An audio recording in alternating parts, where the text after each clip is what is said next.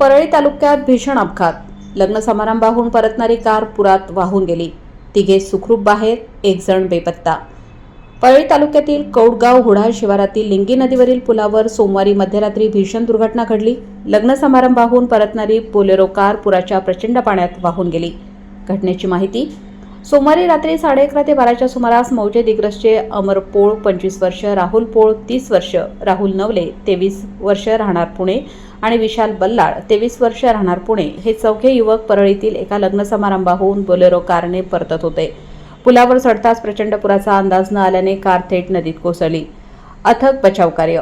घटनेची माहिती मिळताच महसूल पोलीस प्रशासकासह स्थानिक ग्रामस्थ घटनास्थळी धावून गेले. रात्री 1 ते 4 वाजेपर्यंत चाललेल्या 3 तासांच्या प्रयत्नातून अमर पोळ यांना जिवंत बाहेर काढण्यात यश आले. मात्र जोरदार प्रवाह आणि अंधारामुळे उर्वरित तिघांचा शोध घेणे अशक्य झाले. सकाळी मोठा दिलासा.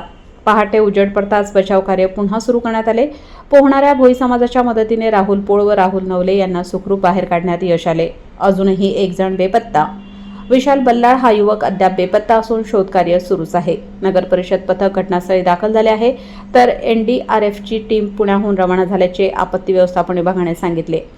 घटनेवर माननीय जिल्हाधिकारी बीड, पोलीस अधीक्षक तसेच आमदार सतत लक्ष ठेवून आहेत. स्थानिक प्रशासनाला आवश्यक ती मदत व मार्गदर्शन देण्यात येत आहे.